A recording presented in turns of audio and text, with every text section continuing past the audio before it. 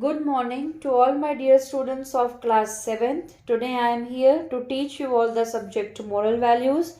So kindly open your moral values book, page number 52, chapter number 10. Kindly take a pencil while listening the explanation of this chapter, as I am going to tell you which difficult words to mark.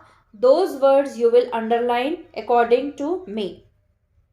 First thing you have to do is write today's date, which is 24/1/2021, and write here explanation EXPLANATION. Chapter number 10, an unforgettable visit, एक ना भुलाने वाली यात्रा या जहां हम गए हो, visit हमने जहां पे किया हो. We are going to visit the city museum on Saturday, said Mr. Sharma to the students of class 7 who sat up straight in their seats on hearing his. Mr. Sharma taught them social studies. On hearing him होगा बेटा, not his होगा. Mr. Sharma taught them social studies and they liked his classes. They thought it would be wonderful to visit the city museum, about which they had heard so much from the senior students. Now, एक class 7th की class में mister Sharma नाम के teacher आते हैं और उन्होंने आते ही बोला कि हम लोग सैटरडे को सिटी म्यूजियम जाएंगे, जहां पे आप लोग जाना चाहते हो और आप लोगों ने बड़े बच्चों से बहुत कुछ सुना है. मिस्टर शर्मा क्लास 7th के स्टूडेंट्स को सोशल स्टडीज पढ़ाते थे और बच्चों को उनकी क्लासेस बहुत पसंद आती थी. जैसे ही उन्होंने ये बात बोली कि हम लोग सैटरडे को म्यूजियम जाएंगे, वैसे ही सारे बच्चे एकदम स्ट्रेट बैठ गए. ठीक है, तो अभी तक 2 वर्ड्स को अंडरलाइन करेंगे, museum and taught. You have to make a project on your visit to the museum after we come back, continued their teacher, and they looked at one another and grinned. They knew Mr. Sharma would not let them off easily. They had to work hard at their lessons and he made sure that they never neglected their studies. Underlined, continued, grinned, neglected. We will leave for the museum at 9 o'clock from school by the school bus and will be back at 4 o'clock in the evening, said their teacher. Remember to bring your packed lunch and water bottle. Mister Sharma ने एक शर्त रखी, वो ये रखी कि जब हम लोग म्यूजियम से वापस लौटेंगे आपको एक प्रोजेक्ट बनाना पड़ेगा. बच्चों को ये समझ आ गया कि हम लोग अपनी पढ़ाई को निगलेक्ट, अनदेखा नहीं कर सकते हैं.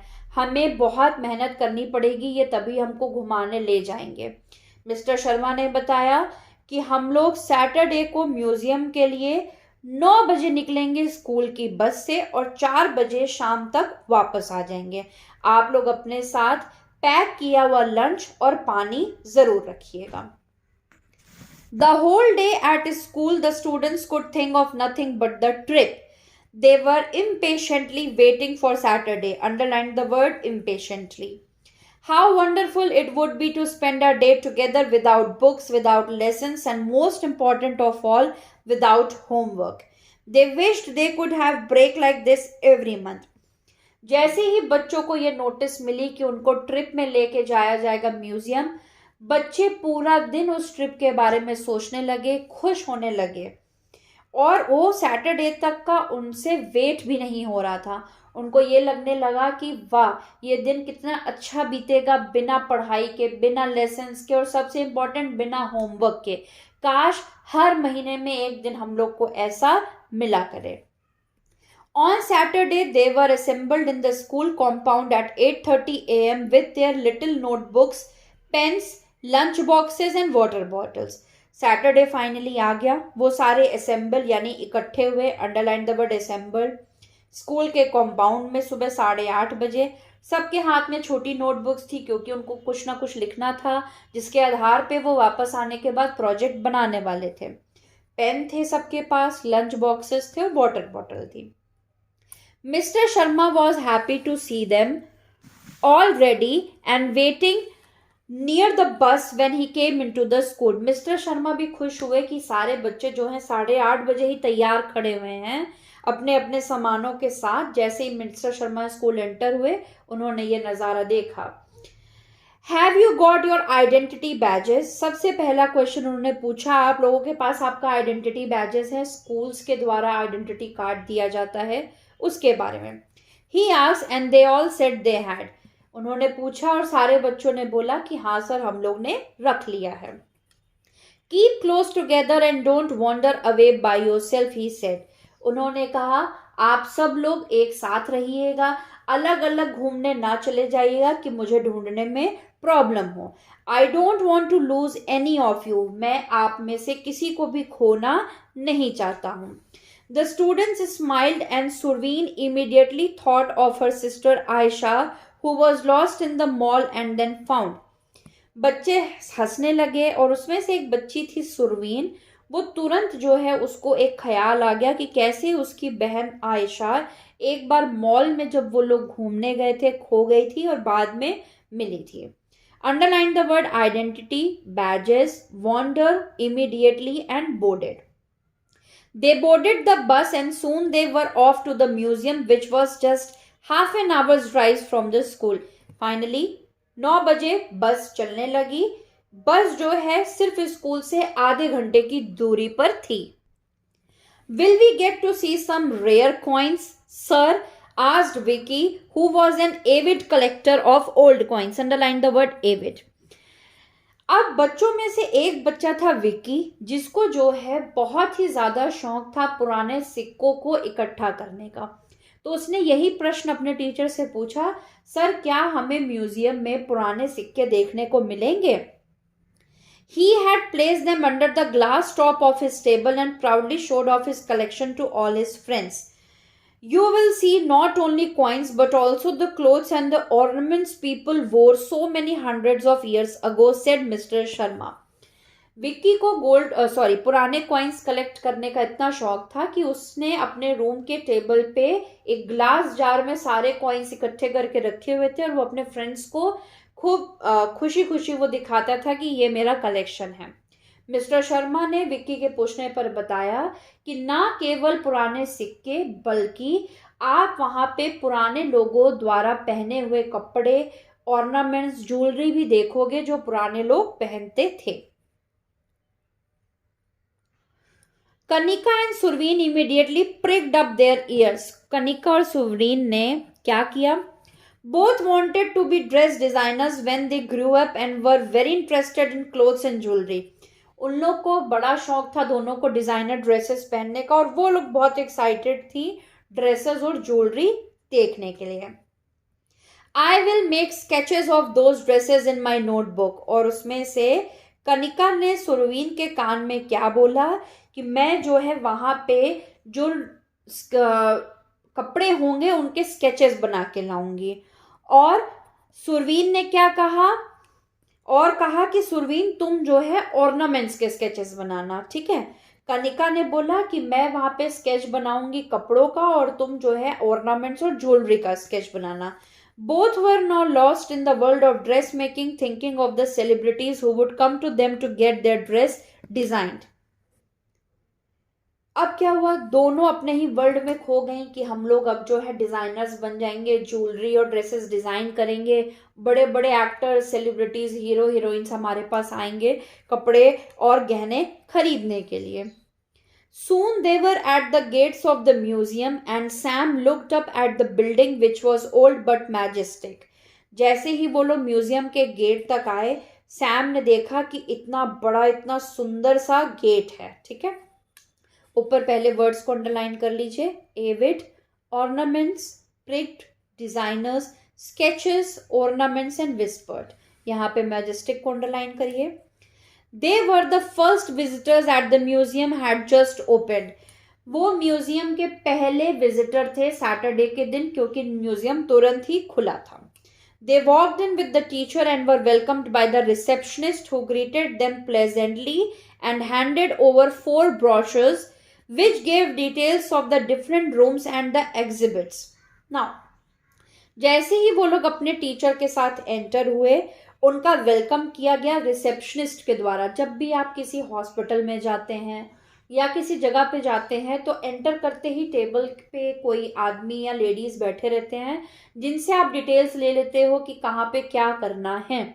तो वहां पे एक रिसेप्शनिस्ट बैठी थी जिन्होंने उनको ग्रीट किया और 4 ब्रोशर्स दिए। ब्रोशर्स यानी कि डिटेलिंग दी कि आपको म्यूजियम में कहाँ जाना है, किस रूम में क्या है, वहां पे एंट्री कैसे होगी, वहां से निकलना कैसे है। The museum had 2 floors, had the office and a library which had more than 8,000 books on the development of art, architecture, and culture down the ages. Shall we start? Asked Mr. Sharma, who was amused to see the expression on the faces of his students. Underline the word visitors, pleasantly, brochures, receptionist, architecture, amused, and expression. Mister Sharma ने कहा कि क्या हम अपने सफ़र की शुरुआत करें। उनको ये पता चला कि म्यूज़ियम 2 फ्लोर का है, जिसमें से एक लाइब्रेरी है जहाँ पे 8,000 से ज़्यादा किताबें रखी हैं जो पुराने समय के आर्ट, आर्किटेक्चर और कल्चर को दर्शाता था। They were completely overwhelmed by the details given in the brochures. Underline the word overwhelmed. बच्चे बहुत ही खुश हो गए ब्रोशर्स में दी हुई डिटेल्स को पढ़ के कि वाह, यहाँ पे ये चीज़ें हमको देखने को मिलेंगी।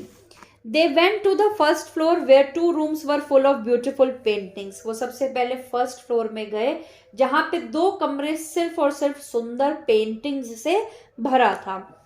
These were a collection of miniature paintings from various parts of India and all of them were fabulous. Underline the word miniature and fabulous. इन दोनों कमरों में छोटी पेंटिंग्स थी जो पूरे इंडिया से कलेक्ट करके वहां पे रखी गई थी और वो बहुत ही अच्छी थी, fabulous थी। They depicted, underline the word depicted, scenes from court life during the Mughal period. There was a painting on a palm leaf which belonged to the 12th century. Akhil, who was the artist of the class, could not take his eyes off the painting. The floor had a section which displayed several items like the costumes, the ornaments, and the weapons of the various tribes of India. वहाँ पे जो paintings थी वो बहुत ही खूबसूरत थी। कुछ paintings जो है मुगल टाइम के समय पे कोर्ट का सीन दर्शा रही थी, ठीक है। और क्लास में, इन बच्चों की क्लास में एक अखिल नाम का लड़का था जिसको पेंटिंग्स में बहुत इंटरेस्ट था, तो वो इन पेंटिंग्स को देख के बहुत खुश हो गया। इसके अलावा बगल के रूम्स में वहाँ पे कॉस्ट्यूम्स थे, ऑर्नामेंट्स थे और वेपन्स थे जो पुराने लोगों के द्वारा यूज किए गए थे। It also showed glimpses of their, underline the word glimpses, cultural life. कैसा cultural life था? Cultural life, what clothes they wear, how they wear the jewelry, etc. There were also artifacts from the Stone Age from India, and it was very interesting to see how people lived in those times.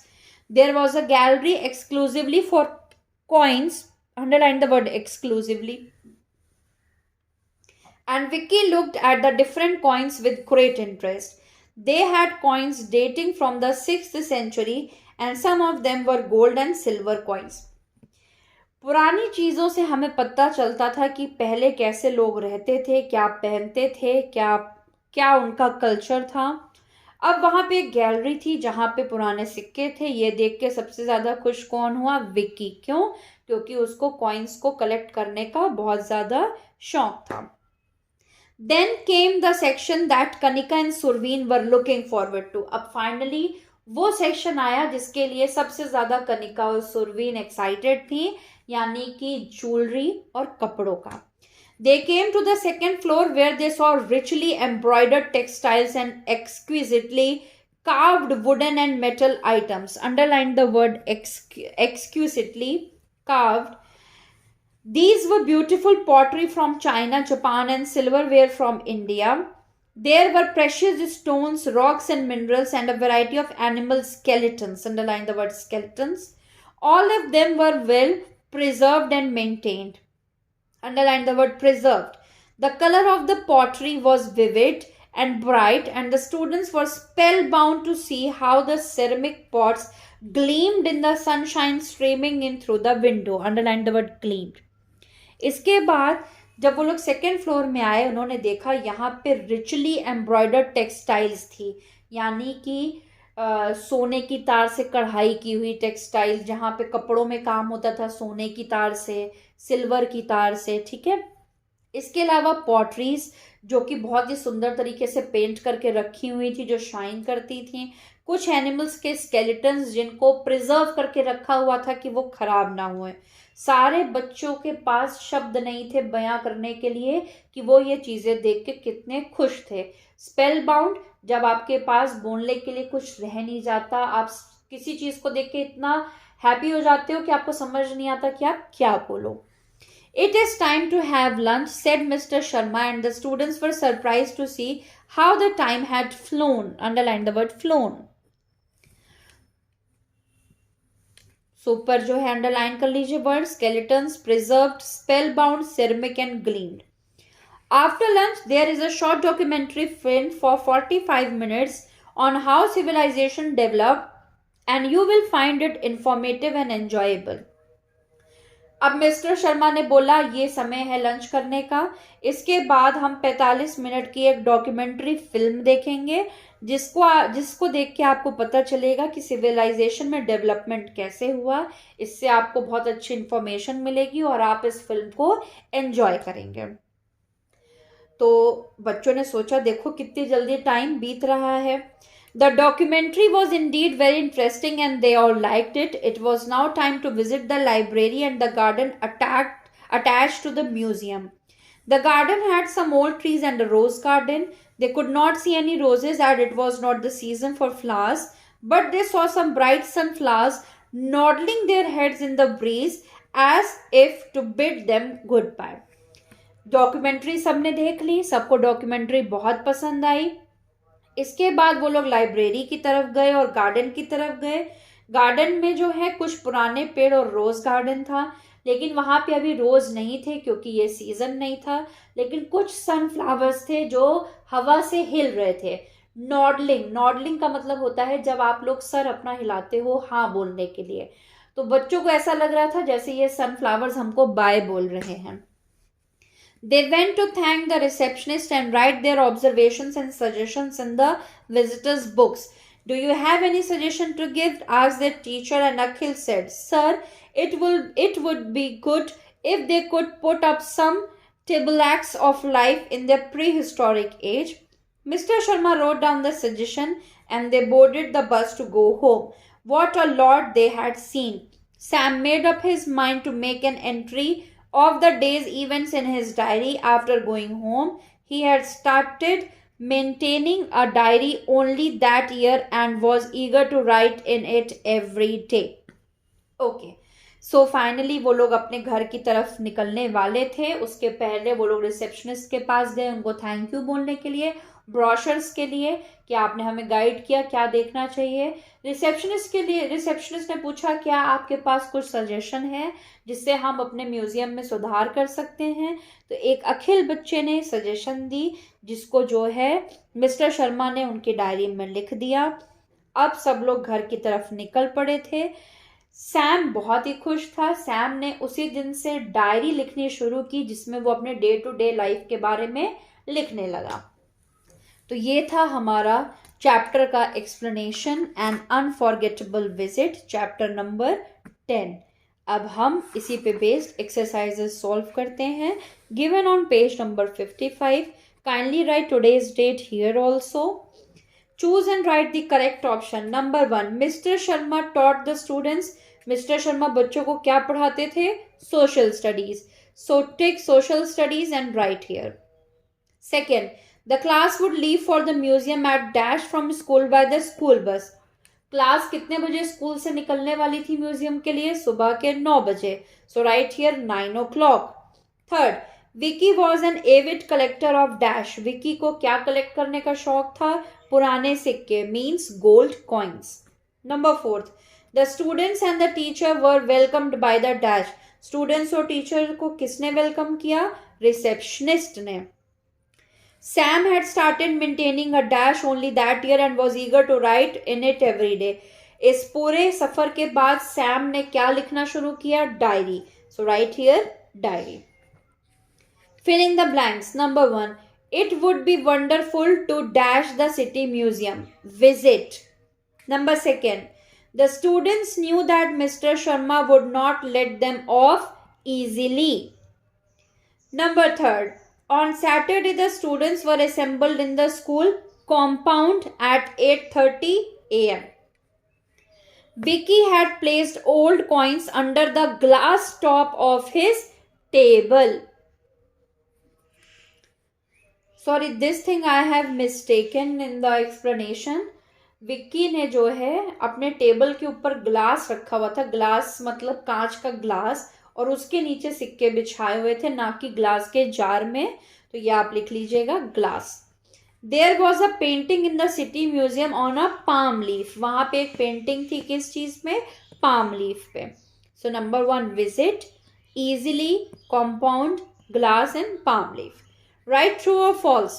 The students thought it would be worthless to visit the city museum.